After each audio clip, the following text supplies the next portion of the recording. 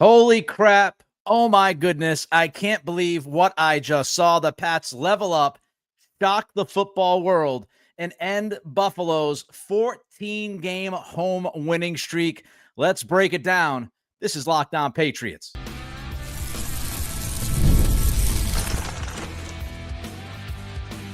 You are Locked On Patriots, your daily New England Patriots podcast. Part of the Locked On Podcast Network, your team every day. What's happening? Can you actually believe it? Can you actually believe what we witnessed tonight? Patriots stun the football world. They beat the Buffalo Bills in Buffalo in primetime. We're going to get to it. But of course, I got to ask you first, what's happening? I am Nick Cattles, born and raised in New England. I am your host. I've been covering the Patriots for the past 16 years. I'm also the co-host of the Greg Bedard Patriots podcast with Nick Cattles and a sports talk show host veteran. The Pats go into Buffalo and beat the heavily favored Bills 23-20. I thought it'd be competitive, but I did not think we would see the Patriots beat the Bills in primetime Sunday night, national television in front of that chaotic home crowd. But that's precisely what happened. The Patriots with their biggest win in years. And we've got all the reaction coming up as we look at Drake Maye's biggest moment as an NFL quarterback. We appreciate you joining the show, making us your first listen, and for being an everydayer. Locked On Patriots podcast, a proud partner of the Locked On Podcast Network, your team every day. And this live stream and show is brought to you by Mazda. Like our players, Mazda sweats every detail because when you make every move count, pulling off the unexpected is only the beginning. Stay tuned later for highlights in this week's Moving the Game Forward, Mazda Move and Be Moved. And during that read, I cannot find a more apropos read for tonight's football game than that Mazda read I just gave to you. When you make every move count, pulling off the unexpected is only the beginning. And we have to ask the question, is this only the beginning of what Mike Vrabel is going to bring to the New England Patriots franchise as its head coach? But before we get to Vrabel, because we are going to talk about the coach and the coaching staff, you got to start with the quarterback, don't you? Drake Maye officially arrived tonight. This was his moment. This was his opportunity to show the football world who he is, what he's made of, his talent. Patriots fans watch Drake Maye every week. They understand the strengths. They understand the weaknesses. They see the growth from the quarterback. But don't get it twisted. There were literally millions of people watching on Sunday night who don't watch Drake Maye, don't understand what he brings to the table, might not know how good he is becoming. And now those millions of people watch that football game, and they now clearly understand that the Patriots have a franchise quarterback. By the looks of it, this was the biggest moment of Drake Maye's young career, hands down, unequivocally, absolute nails in the second half. The game-winning drive. Let's start with the game-winning drive. The poise. The poise from a second-year quarterback. Somebody who has barely played a full season of games at this professional level. Showing the poise in that moment during that drive. The command. Mike Vrabel said during his halftime interview with NBC, he wanted to see command from his quarterback. You saw command from Drake Maye in that final drive. Start with the first play. The rabbit out of the hat. Absolutely absurd play by Drake Maye. Defensive line busts through. Maye is running for his life immediately. That's a drive killer. If Drake Maye gets sacked, it's a drive killer. You're looking at 2nd and 20. You're probably running the football, playing it conservative, going to punt it to Josh Allen, tie game. Josh Allen drives down and probably beats you, and it's a heartbreaking loss.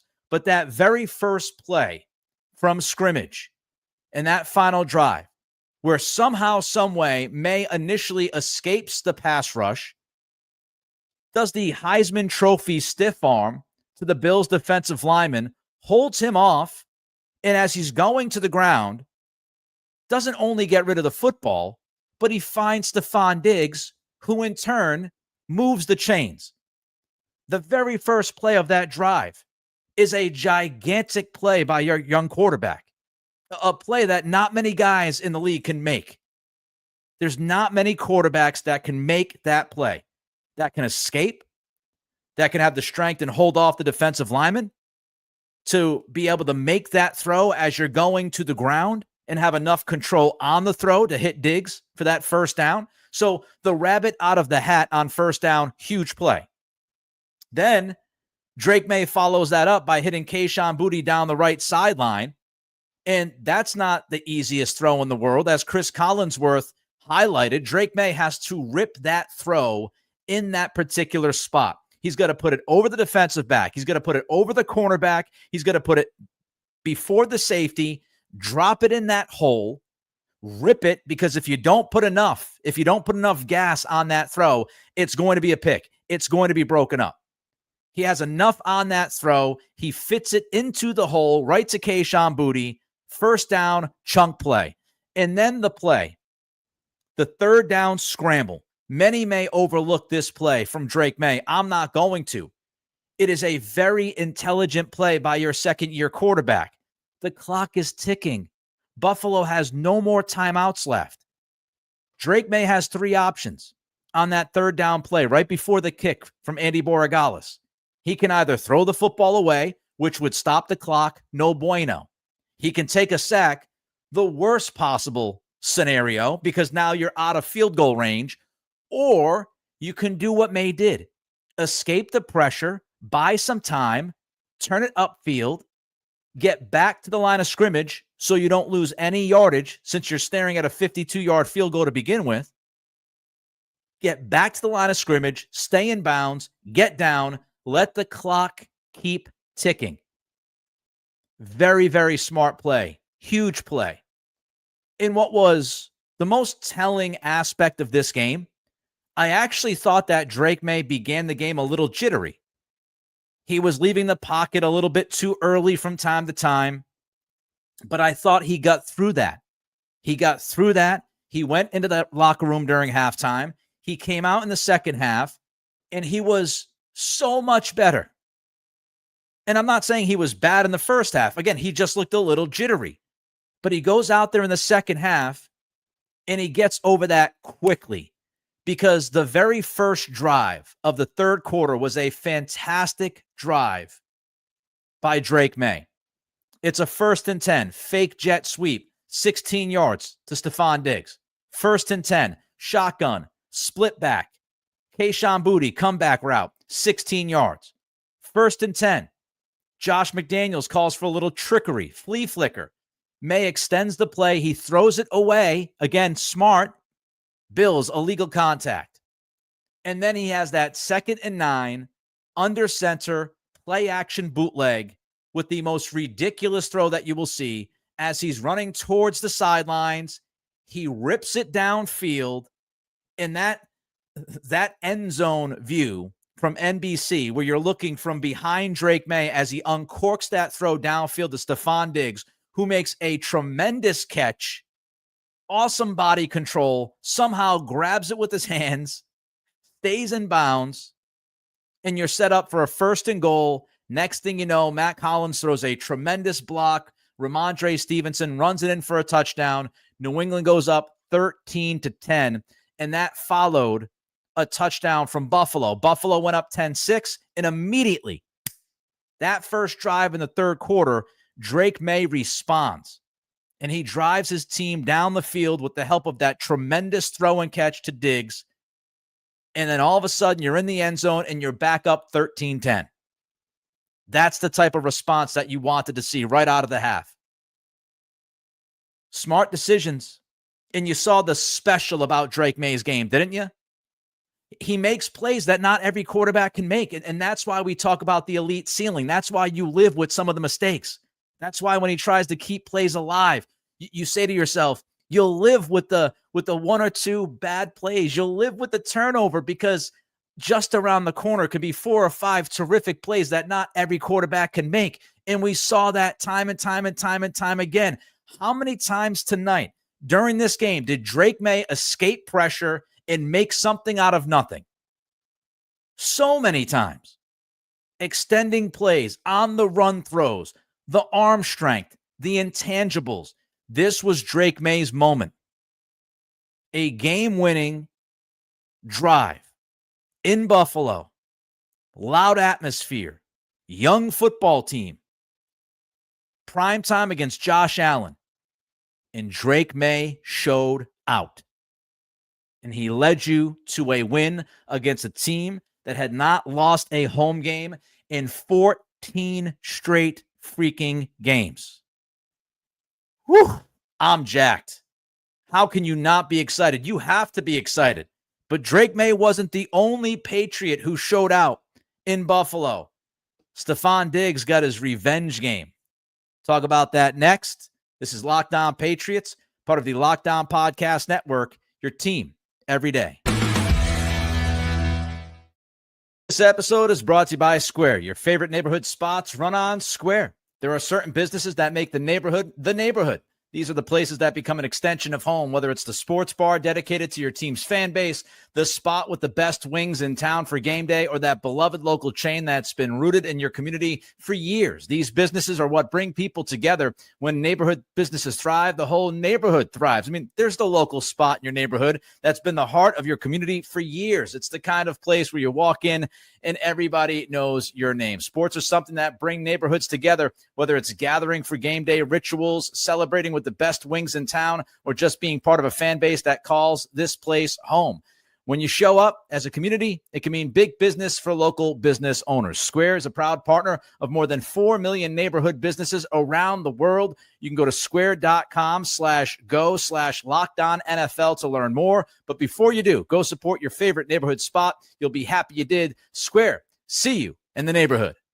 This episode is brought to you by Mazda's, moving the game forward. For those who believe it's not just about playing the game, it's about redefining it. There are moments that do more than put points on the board. They move crowds, they move culture, and keep moving the game forward. This week's moment that moved the game forward, well, it's Drake Maye's final drive in the fourth quarter in Buffalo. Drake Maye showed out in his biggest drive as an NFL quarterback, leading the Patriots to a game-winning field goal and winning in Buffalo 23-20. Whether it was with his arm or his legs or both, Maye kept the team's offense moving down the field to score enough points and shock the NFL. Meanwhile, rookie kicker Andy Borregales also moved the team forward by drilling the game-winning 52-yard field goal, all in primetime. Maye and Borregales absolutely helped the Pats move forward in their biggest win in years. When you follow what moves you, the unexpected is only the beginning, and just like there's more to every highlight, there's more to a Mazda vehicle. Mazda, move and be moved. You know, last week after Stefon Diggs had the great game against Carolina, I said, we can't expect that every week from Stefon Diggs. He's coming off an ACL. He's in his 30s. And then tonight, 10 catches, 146 yards, yak all night long. Yards after the catch, Stefon Diggs absolutely dominated the Buffalo Bills secondary in this game. He was tremendous. Before I give you more thoughts on Stefon Diggs, don't forget to help a brother out. Don't forget to help a podcast out. Don't forget to help a live stream out. It's about 1:15 in the morning on the East Coast, and we are here with all of you. And we do this every single day of the week. Locked On Patriots. Don't forget to throw that thumbs up. Give us a like. Throw your comments in. I see there's over 80 comments already. Don't forget to like. Don't forget to comment. And don't forget to subscribe. Trying to push up to 7,000 subscribers. We need to show up. Patriots fans need to show the Locked On Network that they are as passionate as any other fan base that is out there. So like, comment, and subscribe. I appreciate every single one of you. Stefon Diggs has made it so obvious that when you need a play in the biggest moments, he still has a knack to make that play. He might not have the same explosivity that he had in Minnesota. He might not have the same explosivity that he had when he was a Buffalo Bill, but he still, in the biggest moments, can make a huge play. That first play of the final drive that I mentioned, not only was it spectacular from Drake Maye, but the fact that Stefon Diggs got open, the fact that Stefon Diggs can make that catch and then turn upfield and move the chains. Stephon Diggs was about it on Sunday night. The ridiculous throw and catch that I mentioned in the first segment when I was breaking down Drake Maye's best plays, that absolutely ridiculous catch down the sidelines. That's all hands, baby. I mean, he's going down to the ground and somehow he just plucks it. And he not only plucks it, he stays in bounds. Body control. I mean, a spectacular play, proving that you don't have to run a 4.2 40 to make a play down the field. Stephon Diggs still has legitimate elite wide receiver traits. Now, don't get it twisted. I'm not telling you he's one of the top 10 receivers in football. He's probably not that guy anymore, right? But he still has the traits. He still has crazy hands. I was talking to my friend Jim during camp, and he said the one thing that stood out to him the most was Stephon Diggs' hands. He said when you watch Stephon Diggs, it's like when the quarterback throws the football to Stephon Diggs, it's like he's catching it with a pillow. Ridiculously soft hands. And that's what you see on that play down up against the boundary. Pillowy, soft hands. The ability to just let the football just enter right into those hands, right into those mitts. He still has elite hands. He still has an elite understanding of where to be and when to be there. The soft spots in the zone, he understands. He understands leverage against corners if they're trying to play man-to-man against him. He is still a tremendous route runner. So you don't have to have the Justin Jefferson natural upper tier, top tier talent level kind of game to still be a very effective receiver.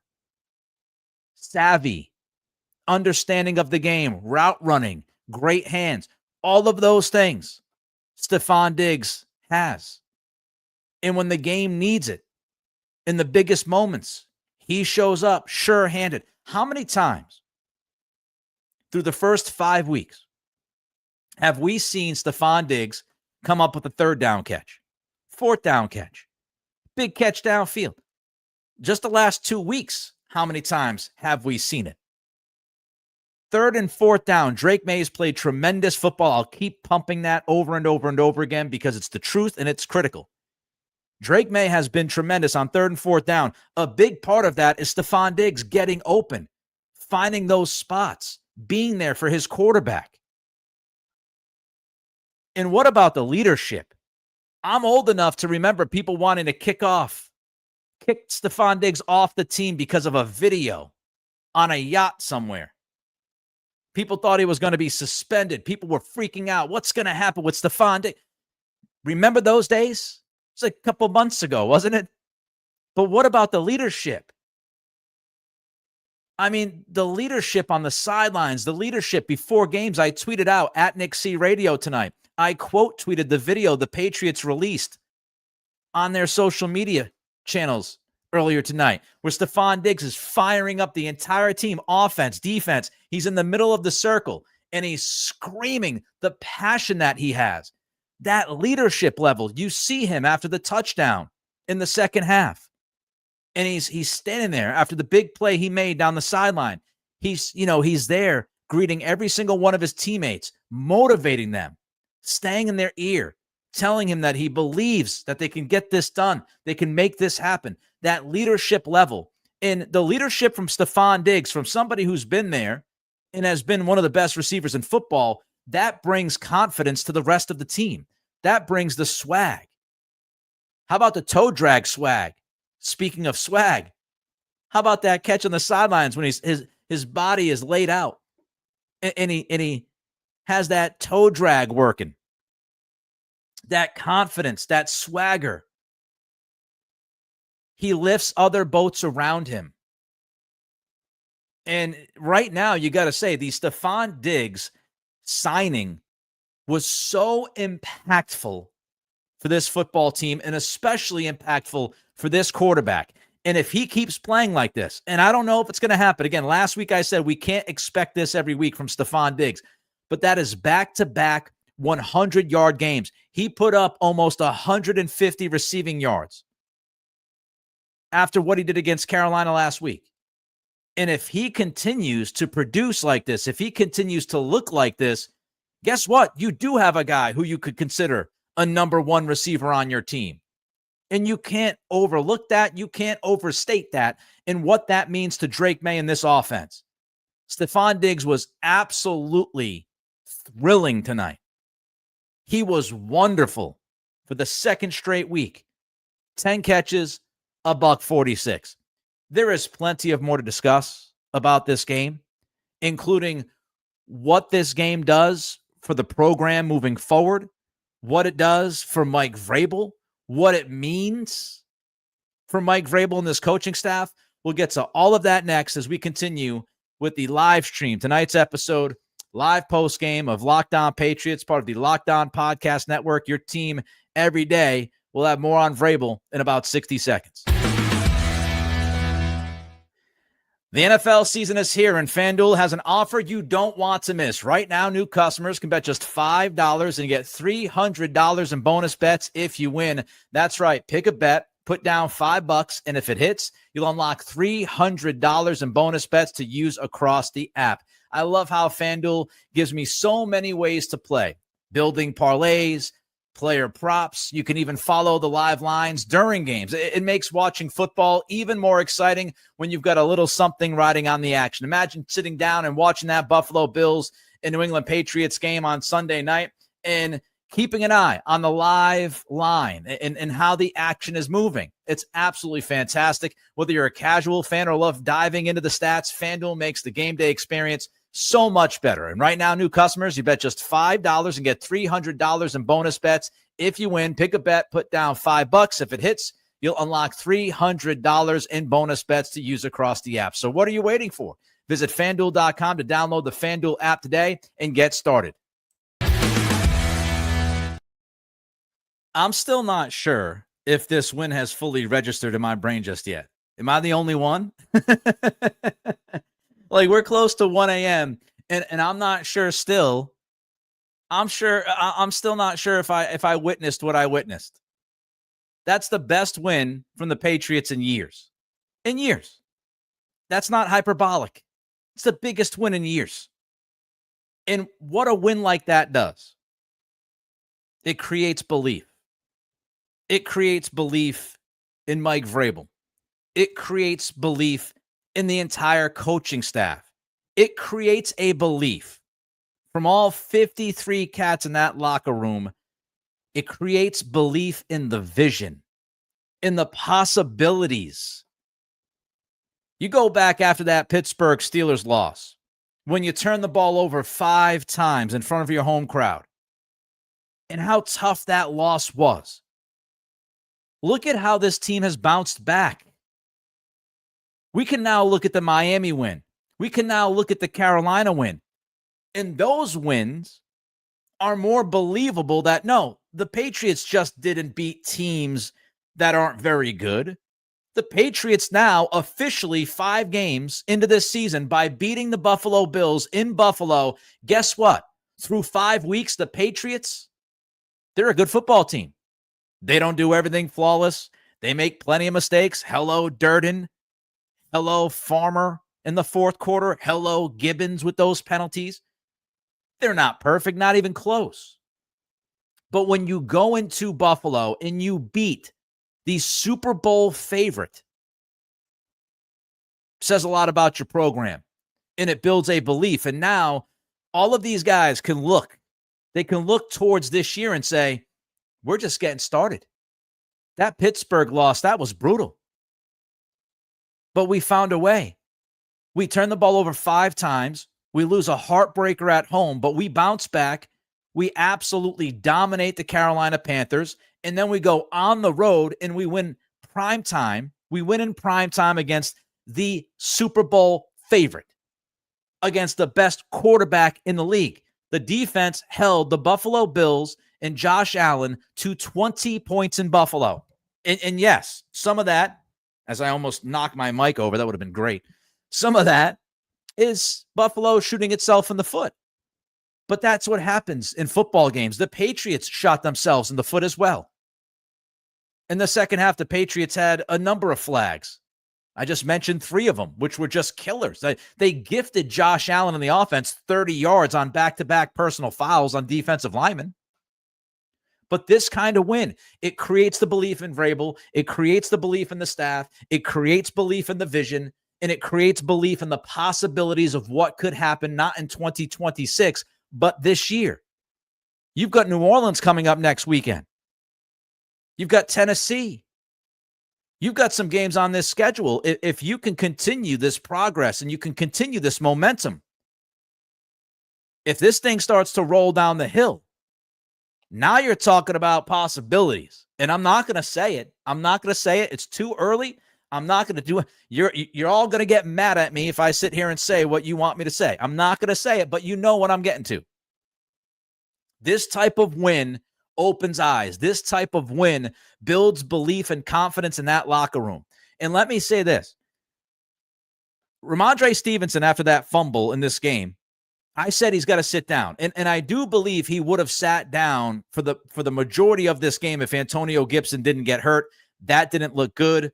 It stinks for Antonio Gibson. Knee injury. He was ruled out very quickly, which is usually a bad sign. But Antonio Gibson gets hurt. Now you need Ramondre Stevenson because you're not going to play Travion Henderson 50 snaps. We've discussed this before. I'm not going to go down that road right now. This is a good night. It's a great night. But Mike Vrabel stands by Ramondre Stevenson. Ramondre Stevenson ends up getting 2 touchdown runs. He's out there returning kicks, doing what he's got to do to help the football team. You think that makes Ramondre Stevenson feel good? That his head coach stood by him? When I even questioned it and said, do you really want to stand by Ramondre Stevenson with these fumbles? And I certainly wouldn't have played him. But Antonio Gibson, the injury opens a door. You stand by him. You get him out there. You give him the football, and he rewards you with a couple of touchdowns. How about Andy Borregales? How many of us, including myself, I'm a guilty party, raise my hand. When Andy Borregales was missing extra points, I said, Patriots might have a kicker problem. Mike Vrabel gave him a game ball at the end of the day, right? Gave him that game ball in the locker room. Went out there in front of the media and said, I believe in Andy Borregales. I believe in our kicker. He's been pretty much flawless ever since those missed extra points. He goes out there and drills a 52-yard game winner in Buffalo, prime time, and that kick would have been good from like 70. He smoked that, split the uprights. It hit the top of the net. Vrabel standing by some of his guys and his guys giving the response. That builds belief. That builds belief in the head coach. And this is when we talked about Mike Vrabel when he was hired by the Patriots, how he would get more from his teams in Tennessee than he should have gotten from those teams. And he would have these games against really good teams. And somehow, some way, Tennessee would remain competitive. They'd stay in the game. Sometimes they would win the game. This is a perfect example. Sunday night in Buffalo, this is a perfect example. This is the type of Tennessee Titans win, be competitive type game that Mike Vrabel lives for. This is what he gets out of his guys. He is a motivator. He knows how to get through. Look at the defense. The defense held. I can't believe it because I thought for sure, because he's been so good this year, and I talked about it previewing the game, but I said, you got to stop James Cook. You got to try to slow him down. James Cook had 49 yards on 15 carries, 3.3 yards a carry. They shut James Cook down. They shut the cutback lanes down. Very disciplined against the run. Josh Allen had his. 253, completed 71% of his passes, had a couple of touchdowns, but he also threw a gigantic interception. Great play by Marcus Jones in the red zone to undercut the route and come up with a spectacular pick. This defense played, given the circumstances, they played good football. I know the penalties in the fourth quarter. If the Patriots lost this game, but if they lost this game, we would look back at those penalties and go, oh my God, how could? But they stopped James Cook. They didn't get eviscerated by Josh Allen. They came up with a couple of stops in the red zone against the best offense in football. And at the end of the day, they created turnovers and they only gave up 20 points. Christian Gonzalez, 2 huge pass breakups late in the fourth quarter. The defensive backs had solid coverage for most of the night when Allen was extending plays. Allen, he could have had a sandwich in the pocket a number of times, but the coverage was there.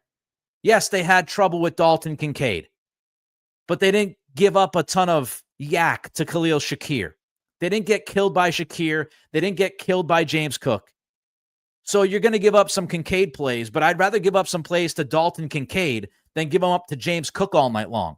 I'd rather give up a 15, 20-yard play to Dalton Kincaid than getting ripped apart by Khalil Shakir all night with yards after the catch. You're not going to stop everything from the Buffalo Bills offense. That's not going to happen. They're going to get you a few times. The best offense in football coming into the game. The Patriots, I said, the question was, could they level up? That was the biggest question heading into this game. Could they level up against the Buffalo Bills in prime time? They leveled up. They were not afraid of the moment. They were not afraid of prime time. They were a young football team, one of the youngest teams in the entire league, and they were not overwhelmed. They got past their mistakes. They made enough plays, and they just gave the Patriots fans the biggest win from this football team in a number of years. Jacked and pumped like Pete Carroll after this one, and you should be too.